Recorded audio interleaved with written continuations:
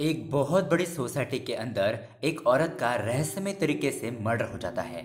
अब बहुत ज्यादा इन्वेस्टिगेशन करने के बाद ये पता चलता है कि ये मर्डर राजा नाम के पुलिस कांस्टेबल ने ही किया है, लेकिन राजा का कहना था कि वो निर्दोष है और उसे फंसाया जा रहा है। तो दोस्तों, आखिरकार सच क्या है? क्या राजा ही असली खूनी है या फिर यहाँ पर कुछ और ही राज छुपा है? अब राजा अपने ऊपर लगे इस गलत इल्जाम को कैसे हटाएगा, यही देखेंगे हम आज की ट्विस्ट और टर्न से भरी इस मर्डर मिस्ट्री कहानी में। दोस्तों, ये मूवी बहुत ज्यादा सस्पेंस और थ्रिल से भरी हुई है। इस कहानी के एंड तक आपको पता ही नहीं चलेगा कि आखिरकार खूनी कौन है, इसीलिए दोस्तों वीडियो को एंड तक जरूर देखना। तो दोस्तों, मेरा नाम है किरण और आप देख रहे हैं हॉरर बॉक्स हिंदी। अगर आपको साउथ की ऐसे ही हॉरर मूवीज देखना पसंद है तो हमारे चैनल को सब्सक्राइब जरूर कीजिए, क्योंकि हम आपके लिए ऐसे वीडियोस लाते रहते हैं। तो चलिए बिना किसी देर के शुरू करते हैं आज की कहानी। कहानी की शुरुआत में हम शिवा नाम के एक लड़के को देखते हैं। वो अपनी कार से कहीं पर जा रहा होता है और तभी अचानक रास्ते पर वो किसी को ठोक देता है और ये सीन यहीं पर कट हो जाता है। अब दोस्तों, उसके अगले सीन में हम देखते हैं एक बहुत बड़ी सोसाइटी के अंदर राजा नाम के पुलिस कांस्टेबल को। तभी वहाँ पर रंगुस्की नाम की एक लड़की आती है जो कि वहाँ पर बच्चों के साथ खेल रही थी। और दोस्तों, रंगुस्की को देखकर राजा को पहली नजर में उससे प्यार हो जाता है। अब उसके अगले दिन ये लोग मार्केट में होते हैं, जहाँ पर रंगुस्की कुछ काम के सिलसिले में आई होती है। अब रंगुस्की के पास पेन नहीं था तो वो साइड में खड़े राजा से पेन मांगती है और अब इसी बहाने से राजा उसे अपने आप को इंट्रोड्यूस करता है। वो उसे कहता है कि मेरा नाम राजा है और मैं एक पुलिस कांस्टेबल हूँ। तो अब रंगुस्की भी उससे हाथ मिलाती है और कहती है कि मेरा नाम रंगुस्की है और मैं एक राइटर हूँ। तभी साइड में खड़ा राजा का दोस्त भास्कर कहता है कि अच्छा, इसे भी लिखने का बहुत ज्यादा शौक है, लेकिन ये बस क्राइम स्टोरी ही लिखता है। जिस पर रंगुस्की कहती है कि वाओ, मुझे भी क्राइम स्टोरी पढ़ना बहुत ज्यादा पसंद है, क्या आप मुझे ऐसे ही मर्डर मिस्ट्री फाइल दे सकते हैं? तो अब राजा इसके लिए हाँ कह देता है, क्योंकि उससे तो अपनी फ्रेंडशिप और भी ज्यादा बढ़ानी थी। अब उसके अगले दिन राजा उसे क्राइम के कुछ फाइल्स दे देता है और दोस्तों, इसके बाद इन दोनों की मुलाकातें और भी ज्यादा बढ़ने लगती है। ये दोनों घूमने, शॉपिंग करने, हर जगह पर एक साथ ही जाने लगते हैं। मतलब कि कुछ ही दिनों में एक दूसरे के बहुत ही अच्छे दोस्त बन जाते हैं। खैर, अब उसके अगले दिन हम देखते हैं राजा और भास्कर उसी सोसाइटी में आते हैं जहाँ पर रंगुस्की भी रहती है और राजा की एक दूर की रिश्तेदार मारिया आंटी भी यहीं पर रहती है। राजा अक्सर उनसे यहाँ पर मिलने के लिए आया करता था। अब यहाँ आने के बाद राजा मारिया के साथ ऐसे ही हंसी मजाक में कुछ गेम्स भी खेलता रहता है और ये दोनों एक दूसरे के साथ बहुत ही अच्छे तरीके से रहते हैं। अब मारिया राजा को एक बहुत ही पुराना खंजर देकर इसे रिपेयर करने के लिए कहती है, लेकिन राजा जब उस खंजर को पकड़ रहा था तो वो खंजर उसके हाथ से गिरने ही वाला था, लेकिन वो उसे दोबारा से पकड़ लेता है। मारिया कहती है कि अरे बेटा संभल कर, ये एक एंटिक पीस है, वरना तुम रहने ही दो, मैं इसे रिपेयर करवा दूंगी। राजा कहता है कि नहीं नहीं आंटी, मैं कर दूंगा। अब ये देखकर मारिया आंटी कहती है कि आजकल तुम्हारा ध्यान एक जगह पर टिकता कहाँ है, तुम तो उसी के ख्यालों में डूबे रहते हो। और ये सुनकर राजा थोड़ा शर्मा जाता है। मारिया पूछती है कि क्या तुमने उसे अपने दिल की बात बताई? राजा कहता है कि नहीं, अब तक नहीं, आप ही उसे पटाने का कोई आइडिया दे दीजिए ना। मारिया कहती है कि ये तुम्हारी लड़ाई है और इसे तुम्हें ही जीतना होगा। और अब ऐसी कुछ बातें करके वो दोनों वहाँ से चले जाते हैं। अब उसके बाद इस तरफ हम रंगुस्की को देखते हैं। उसके दरवाजे पर कोई बुके रखकर चला जाता है और जब वो शाम को घर पर वापस आती है तो वहाँ पर एक और गिफ्ट रखा हुआ था। अब उसे समझ नहीं आता कि ये सब कुछ कौन कर रहा है, लेकिन तभी उसे एक नंबर से कॉल आता है और हम देखते हैं कि ये कॉल और किसी ने नहीं बल्कि राजा ने ही किया था। वो यहाँ पर अपनी आवाज बदलकर रंगुस्की से कहता है कि मुझे तुम बहुत ज्यादा पसंद हो, इसलिए आज के बाद मुझे तुम उस राजा के साथ दिखनी नहीं चाहिए। और इतना कहकर वो फोन को कट कर देता है। अब उसके बाद रंगुस्की राजा को कॉल करती है और पूछती है कि तुम कहाँ पर हो? राजा झूठ बोलते हुए कहता है कि मैं अभी ड्यूटी पर हूँ, बोलो क्या काम है? तो रंगुस्की कहती है कि कल हम कैफे में मिलते हैं। तो राजा भी इसके लिए ओके कह देता है। अब उसके दूसरे दिन हम देखते हैं ये दोनों एक कैफे में मिलते हैं। राजा उसके लिए कॉफी लेने के लिए जाता है और वहीं से वो अनजान बंदा बनकर कॉल करता है और उसे कहता है कि अभी भी तुम उसी के साथ घूम रही हो, देख लेना अगले 2 मिनट के अंदर वो यहाँ से चला जाएगा और तुम उसे रोक भी नहीं पाओगी। अब राजा यहाँ पर कॉफी लेकर आ जाता है, लेकिन तभी राजा को उसके सीनियर का कॉल आता है और वो नाटक करते हुए कहता है कि मुझे अभी कभी यहाँ से जाना होगा, मेरे सर मुझे बुला रहे हैं। और ऐसा कहकर वो वहाँ से चला जाता है।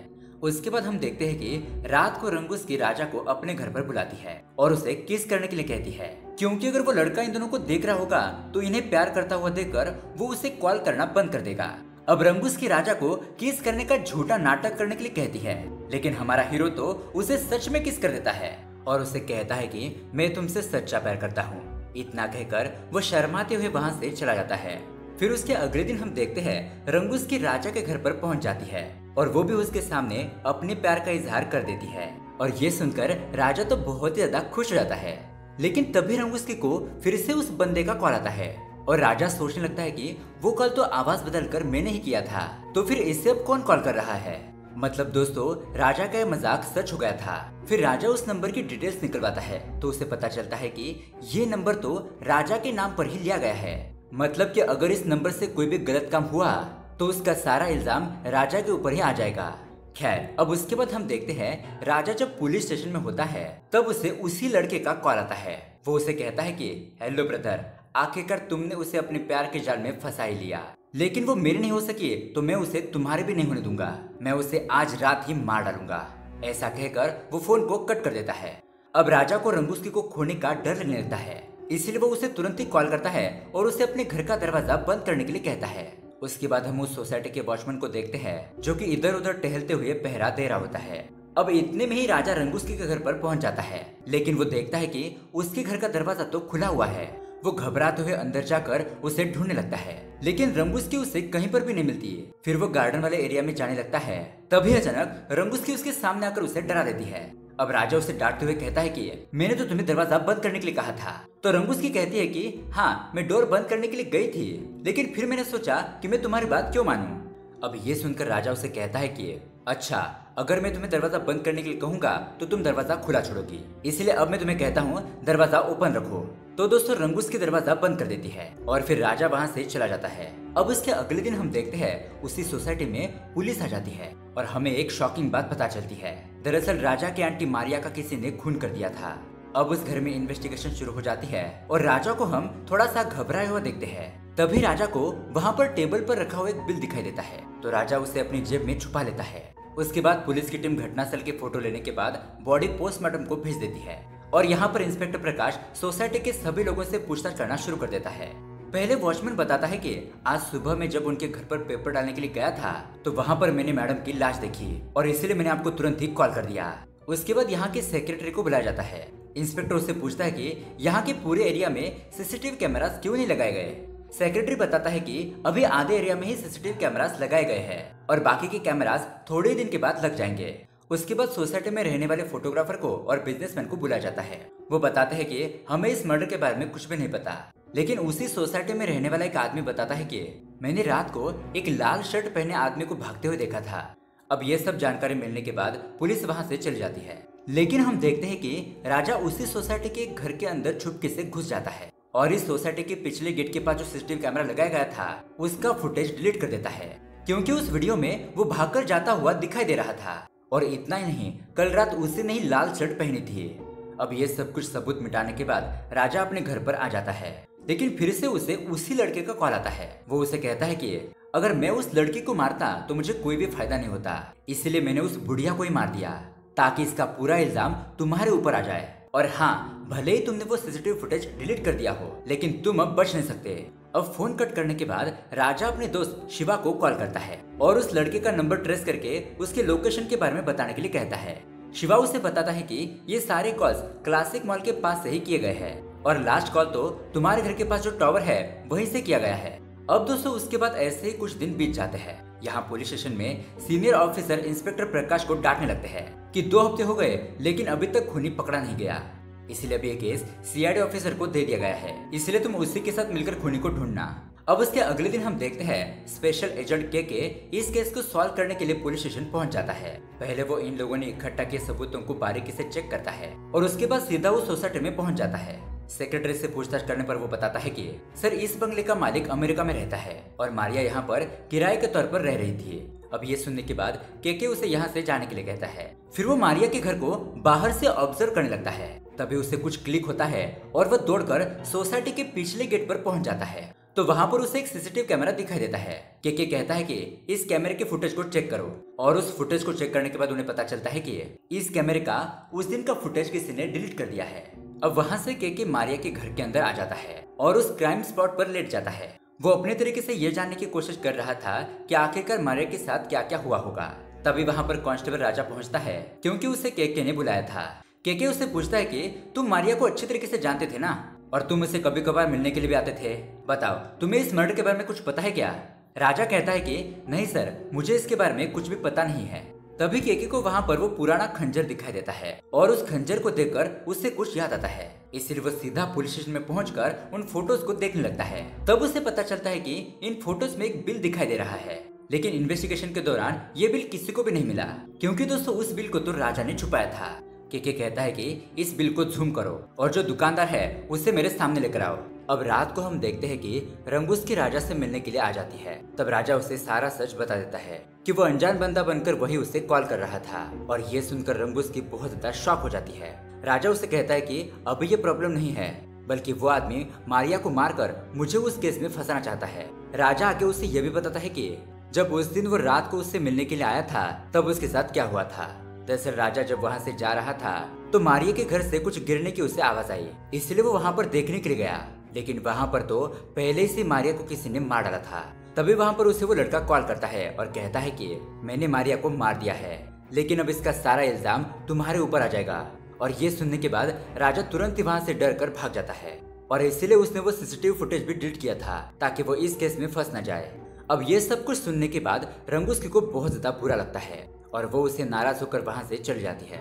अब यहाँ इस तरफ पुलिस स्टेशन में हम उस एंटीक पीस बेचने वाली दुकान के मालिक को देखते हैं। केके उससे थोड़ी देर पूछताछ करता है और कांस्टेबल राजा को वहाँ पर बुलाकर उसे कहता है कि तुम ये फाइल ले जाकर इसकी जेरॉक्स कॉपी करके लाओ। अब राजा वो फाइल लेकर वहाँ से चला जाता है। राजा के वहाँ से जाने के बाद केके उस आदमी से पूछता है कि क्या ये वही लड़का है जो तुम्हारी दुकान पर इस चाकू को बेचने के लिए आया था? तो वह आदमी कहता है कि नहीं, ये वो लड़का नहीं है। तो फिर केके उस आदमी को यहाँ से जाने के लिए कहता है। और दोस्तों तब हम उस पुलिस स्टेशन में राजा के फ्रेंड भास्कर को देखते हैं, और राजा ने ही भास्कर को वो चाकू रिपेयर करने के लिए उस दुकान पर भेजा था। अब ये बात जानने के बाद भास्कर सीधा राजा के पास पहुंचता है और उसे कहता है कि तुम्हारे चक्कर में आज मैं फंस जाता। तो राजा उसे कहता है कि तुम एक हफ्ते के लिए मेडिकल लीव लेकर यहाँ से चले जाओ, तब तक मैं खूनी को ढूंढ लूंगा। लेकिन भास्कर उसका पक्का दोस्त था। वो उसे कहता है कि नहीं, मैं भी उस खूनी को ढूंढने में तुम्हारी मदद करूंगा। और अब वहाँ पर रंगूस की भी आ जाती है और उनका साथ देने के लिए तैयार हो जाती है। अब उसके अगले दिन हम देखते हैं ये लोग मिलकर सोसाइटी में रहने वाले कुछ लोगों के फोन नंबर इकट्ठा करते हैं और जानबूझकर उन लोगों को फोन करके ये कहते हैं कि तुमने जो भी गलत काम किया है उसके बारे में मुझे पता चल गया है, और इतना कहकर वो फोन कट कर देते हैं। अब ये सभी लोग बहुत ज्यादा घबरा जाते हैं कि उनके बारे में किसी को ऐसा क्या पता चल गया, इसलिए ये सभी लोग उन्हें रिटर्न में कॉल करते हैं, जैसे कि वॉचमैन, सेक्रेटरी और वो बिजनेस वाला आदमी, एक्सेट्रा एक्सेट्रा। लेकिन इन लोगों ने कुछ नहीं किया था। उनमें से किसी ने अपने पत्नी से कुछ बात छुपाई थी, तो किसी ने छोटी मोटी चोरी की थी, और उन्हें लग रहा था कि उनके बारे में किसी को पता चल गया है, इसलिए उन्होंने रिटर्न में राजा को कॉल किया। लेकिन अब राजा ऑब्जर्व करता है कि उन नंबर में से सिर्फ एक ही आदमी ने उन्हें कॉल नहीं किया, और वो होता है फोटोग्राफर। इसलिए अब राजा को उस फोटोग्राफर के ऊपर शक होने लगता है। फिर हम देखते हैं कि ये तीनों लोग चुपके से उस फोटोग्राफर के घर के अंदर घुस जाते हैं, और उस फोटोग्राफर के कमरे के अंदर जाने के बाद उनकी आंखें तो फटी की फटी रह जाती है, क्योंकि उस रूम में पूरे दीवार पर रंगूस्की की फोटो लगी हुई थी, और उसके कमरे की खिड़की से रंगूस्की का घर बहुत ही साफ दिखाई देता था। इसका मतलब यह है कि वो यहाँ से रंगूस्की के ऊपर नजर रखता था, इसलिए इन लोगों को लगता है कि ये मर्डर उसी फोटोग्राफर ने किया होगा। तभी भास्कर कहता है कि हम ये इन्फॉर्मेशन केके को बता देते हैं, लेकिन राजा कहता है कि अभी हमारे पास ठोस सबूत नहीं है, इसलिए हम पहले उस फोटोग्राफर को पकड़ेंगे और उसके बाद ही केके को बताएंगे। यहाँ दूसरी तरफ केके मारिया के बैंक डिटेल्स को चेक करता है। तब उसे पता चलता है कि मर्डर के एक दिन पहले मारिया ने अपने अकाउंट से 10 लाख रुपए निकाले थे, और ये पैसे उसके रूम में भी मौजूद नहीं थे। मतलब कि खूनी ने 10 लाख रुपए पाने के लिए मारिया को मार डाला। यहाँ इस तरफ हम देखते हैं वो फोटोग्राफर राजा को कॉल करता है और कहता है कि मैं खूनी नहीं हूँ, उस रात क्या हुआ था ये मुझे पता है, तुम मुझे एक जगह पर आकर मिलो, मैं तुम्हें सब कुछ बता दूंगा। और ये लोग वहाँ पर जाने के लिए निकल जाते हैं। यहाँ इस तरफ केके और पुलिस की टीम राजा के घर पर तलाशी लेने के लिए पहुंच जाती है, और उन्हें वहाँ पर वो लाल शर्ट मिल ही जाती है। इसी के साथ उन्हें वहाँ पर वो चाकू और 3 लाख रुपए मिलते हैं। और अब जाहिर सी बात है, इससे इन सभी लोगों को लगता है कि राजा ही असली खूनी है। लेकिन तभी उसी वक्त केके को राजा का कॉल आता है, और राजा उन्हें एक जगह पर आने के लिए कहता है जहाँ पर वो उन्हें सारी सच्चाई बताएगा। अब पुलिस उस जगह पर पहुंचती है तो राजा उस फोटोग्राफर के गले से चाकू निकाल रहा होता है, लेकिन पुलिस को लगता है कि राजा ने उस फोटोग्राफर को मार डाला। राजा केके को सच बताने की कोशिश करता है कि मैंने कुछ नहीं किया है, लेकिन केके और पुलिस उसकी बातों पर जरा सा भी भरोसा नहीं करती और उसे पकड़कर पुलिस स्टेशन ले आती है। अब यहाँ पर केके उससे पूछताछ करता है और कहता है कि राजा, अब तुम्हारा खेल खत्म हो चुका है, मुझे सब कुछ सच सच बता दो कि उस दिन मारिया के घर पर क्या हुआ था। तो राजा बताता है कि उस दिन जब वो मारिया के घर पर गया था तो उसने देखा कि मारिया को किसी ने पहले से ही मार दिया है, और तभी उसने मारिया के घर पर एक लाल शर्ट पहने हुए आदमी को भागते हुए देखा। राजा ने उसका पीछा किया, लेकिन वो आदमी अपनी कार लेकर वहां से भाग गया। और दोस्तों, राजा जब उस फोटोग्राफर से मिलने के लिए गया था तो उससे भी किसी ने पहले से ही मार दिया था। अब यहाँ केके राजा से कहता है कि मतलब कि पहले से तुम्हें कोई धमका रहा है, फिर वो मारिया का खून करके तुम्हें इस केस में फंसाने की कोशिश करता है, लेकिन एक बात बताओ, कोई ऐसा क्यों करेगा? राजा कहता है कि पता नहीं सर, लेकिन केके को अब राजा की बातों पर यकीन नहीं हो रहा था। तभी वहाँ पर इंस्पेक्टर प्रकाश कहता है कि सर, मुझे बस आज की रात दे दीजिए, मैं इसको 3rd डिग्री देकर सारा सच उगलवा लूंगा। तो अब केके भी इसके लिए मान जाता है और वहाँ से चला जाता है। फिर इंस्पेक्टर प्रकाश राजा से कहता है कि देखो, मैं तुम्हें नहीं मारूंगा, लेकिन तुम्हें अपना जुर्म कबूल करना होगा। मैं तुम्हें मार मार कर तुम्हारी हड्डी पसली एक कर दूं, इससे पहले तुम अपनी गलती को मान लो, यही तुम्हारे लिए सही होगा। तो दोस्तों, राजा भी इसके लिए मान जाता है और ये सुनकर इंस्पेक्टर प्रकाश बहुत ज्यादा खुश हो जाता है कि आखिरकार उसने खूनी को पकड़ लिया है, और वो थोड़ा सा रिलैक्स होकर बाहर चला जाता है। लेकिन इसी मौके का फायदा उठाते हुए राजा पुलिस स्टेशन के पिछले दरवाजे से भाग जाता है, क्योंकि वो यहीं पर काम करता था तो उसे सारे दरवाजों के बारे में पहले से ही पता था। अब उसके बाद केके को जब ये बात पता चलती है तो वो इंस्पेक्टर प्रकाश के ऊपर बहुत ज्यादा भड़क जाता है। उसके बाद पुलिस की सभी टीम राजा को ढूंढने में लग जाती है। अब पुलिस ढूंढते ढूंढते एक इलाके में पहुंचती है, जहाँ पर वो कुछ लोगों से पूछताछ करती है कि क्या आप लोगों ने इन लोगों को देखा था? तो ये लोग पुलिस से कहते हैं कि नहीं सर, हमने इन लोगों को नहीं देखा। लेकिन दोस्तों, पुलिस के वहां से जाने के बाद राजा, रंगूस्के और भास्कर वहीं पर छुपे हुए थे। अब उसके बाद राजा को याद आता है कि उसने खूनी के हाथ पर क्रॉस का निशान और 832 का नंबर लिखा हुआ देखा था। अब इस 832 का मतलब निकालने के बाद उन्हें पता चलता है कि ये तो एक खास प्रकार की बाइबल की किताब का नंबर है। तो तभी राजा को क्लिक होता है कि उस दिन वो खूनी ब्लैक कार लेकर भागा था, इसलिए हो सकता है कि उसके कार का नंबर 832 हो, और इसलिए वो तुरंत ही अपने दोस्त शिवा को कॉल करता है और इस नंबर की सारी डिटेल्स निकालने के लिए कहता है। अब उसके अगले दिन हम देखते हैं शिवा भास्कर को उस कार की डिटेल्स दे देता है। तो उनसे उन्हें पता चलता है कि वो कार जॉन नाम के एक लड़के के नाम पर रजिस्टर है। तो अब ये लोग सीधा जॉन के घर पर पहुंच जाते हैं और जॉन को किडनैप करके उससे गोडाउन में लेकर आते हैं। राजा उसकी वीडियो निकालते हुए से पूछता है कि बोलो, ये सब कुछ तुमने किस लिए किया? जॉन बताता है कि एक आदमी ने उससे कहा कि वो मारिया को ढूंढे, और मारिया के पास जो वुडन बुक B42 बाइबल है वो मुझे ला कर दे, तो मैं तुम्हें 50 लाख रुपए दे दूंगा। इसलिए मैंने मारिया को ढूंढा, वो मुझे एक चर्च में मिली और मैंने उससे उस बाइबल के बारे में पूछा, लेकिन उसने कहा कि उसे उस बाइबल के बारे में कुछ भी पता नहीं है। अब एक दिन ऐसे ही जॉन मारिया का पीछा करते करते उसके घर पर पहुंच जाता है, लेकिन वो भी वही देखता है कि मारिया को पहले ही किसी ने मार दिया था। अब वो उसके घर में उस बाइबल को ढूंढने लगता है, लेकिन तभी कुछ सामान गिरने की वजह से उसकी आवाज सुनकर राजा वहां पर पहुंच गया था। और दोस्तों, राजा ने उस दिन जॉन को ही देखा था, लेकिन जॉन उस दिन अपनी कार लेकर वहां से भाग गया था। अब दोस्तों, यहाँ इस तरफ रंगूस्के और राजा को इंटरनेट से पता चलता है कि ये B42 बाइबल दुनिया का पहला बाइबल है, और जब ये बाइबल बनाया गया था तो उस वक्त इसकी कीमत 15 करोड़ रुपए थी, लेकिन आज के टाइम पर इस बाइबल की कीमत 150 करोड़ रुपए है। तब ये लोग सोचने लगते हैं कि आखिरकार वो बाइबल किसके पास होगा। खैर, अब उसके बाद राजा जॉन की शूट की वो वीडियो रंगूस्के को देकर कहता है कि तुम इस सबूत को ले जाकर केके सर को दे दो, जिससे मैंने कुछ भी नहीं किया है ये साबित हो जाएगा। अब दोस्तों, उसके बाद रात हो जाती है और राजा और भास्कर उसी गोडाउन के पास एक दूसरे के साथ बात कर रहे थे। अब ये लोग बात कर रहे थे, तभी उन्हें उस लड़के का कॉल आता है। वो लड़का बताता है कि मैंने रंगूस्के को किडनैप कर लिया है, अब तुम्हें कोई बचा नहीं सकता। लेकिन तभी उस गोडाउन पर पुलिस भी पहुंच जाती है और ये लोग अंदर जाकर देखते हैं तो जॉन को किसी ने मार दिया था। राजा इंस्पेक्टर को बताने की कोशिश करता है कि सर, मेरे पास सबूत है कि ये सब कुछ मैंने नहीं किया है, लेकिन दोस्तों, पुलिस की टीम उसकी बातों पर विश्वास नहीं करती, इसलिए राजा पुलिस को मारपीट कर वहाँ से भाग जाता है। यहाँ इस तरफ हम देखते हैं वो बाइबल ढूंढने वाले फॉरेन आदमी को खूनी का कॉल आता है। खूनी उस आदमी को बताता है कि वो बाइबल मेरे पास है, लेकिन मुझे उसके बदले में 10 करोड़ रुपए चाहिए, क्योंकि मुझे पता है आज की तारीख में उस बाइबल की कीमत 150 करोड़ रुपए है। तो वो आदमी इसके लिए मान जाता है।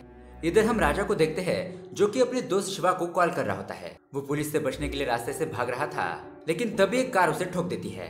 और दोस्तों, ये कार और किसी की नहीं बल्कि उसी के दोस्त शिवा की थी। और दोस्तों, यही सीन हमने मूवी के स्टार्टिंग में देखा था।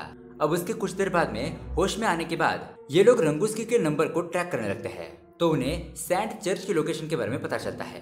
अब उसके अगले दिन हम देखते हैं राजा तुरंत ही सेंट चर्च पहुंच जाता है और उससे जाकर वहां पर पता चलता है कि यहाँ पर मारिया की जुड़वा बहन मेरी रहती है। लेकिन तभी राजा वहां के टेबल पर एक घड़ी को देखता है और उसे याद आता है कि ये घड़ी तो हमेशा मारिया के पास रहती थी। और दोस्तों यहाँ पर आता है बहुत बड़ा ट्विस्ट। राजा अब मेरी को पकड़ लेता है और उससे पूछता है कि आपने अपनी ही बहन मारिया को क्यों मारा। अब मेरी पकड़ी जा चुकी थी, इसलिए वो सच्चाई बता देती है। वो बताती है कि ये मैंने सब कुछ अकेले नहीं बल्कि रंगूस्की के साथ मिलकर किया। ये सारा प्लान रंगूस्की का ही था। उसे उस बाइबल के बारे में पता चल गया था कि वो करोड़ रुपए वाला बाइबल मेरी बहन मारिया के पास है, इसलिए उसने मुझसे कांटेक्ट करके प्लान बनाया कि वो दोनों मिलकर मारिया को मार देंगे। उसने मुझसे कहा कि इस बाइबल को 10 करोड़ रुपए में बेचकर हम दोनों 5-5 करोड़ रुपए बांट लेंगे और पैसों के लालच में आकर अपनी बहन को मारने के लिए तैयार हो गई। अब उस रात इन दोनों ने ही मिलकर मारिया को चाकू से मार डाला। और दोस्तों यहाँ पर हमें एक और शॉकिंग बात पता चलती है और वो ये है कि रंगूस्की राजा से प्यार करने का झूठा नाटक कर रही थी। जी हाँ दोस्तों, वो तो बस राजा को इस मर्डर केस में फंसाना चाहती थी। अब दोस्तों मेरे की ये सारी बातें सुनने के बाद राजा के तो होश उड़ जाते हैं। और तो और दोस्तों, रंगूस्की ने राजा की AI वॉइस बना ली थी, जिसके जरिए वो राजा के सामने ही झूठे कॉल करती थी ताकि राजा इस केस में फंस जाए। और दोस्तों उस फोटोग्राफर और जॉन को रंगूस्की ने ही मारा था। खैर अब उसके बाद हम देखते हैं कि रंगूस्की उन फॉरेन लोगों से डील करने के लिए पहुंच जाती है। वो उन्हें एक हाथ से बाइबल देती है और दूसरे हाथ से अपने 10 करोड़ रुपए ले लेती है। वो फॉरेन लोग वहां से चले जाते हैं और अब रंगूस्की भी वहां से जा रही थी। लेकिन दोस्तों तभी वहां पर राजा और पुलिस पहुंच जाती है। अब पुलिस को देखकर रंगूस्की वहां से भागने लगती है, लेकिन के रंगूस्की के पेट में गोली मार देता है। अब रंगूस्की को मरता हुआ देखकर राजा उसके पास जाकर रोने लगता है और रंगूस्की उसे कहती है कि मैंने तुम्हारे साथ इतना कुछ बुरा किया लेकिन फिर भी तुम मुझसे प्यार करते हो। I love you Raja.